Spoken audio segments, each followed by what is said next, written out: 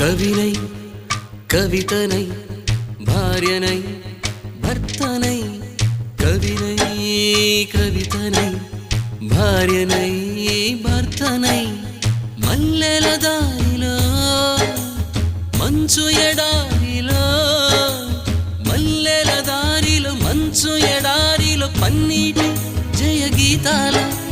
కన్నీటి జలపాతాల నాతో నేను అనుగమిస్తూ నాతో నేనే రమిస్తూ ఒంటరినై అనవరతం కంటున్నాను నిరంతరం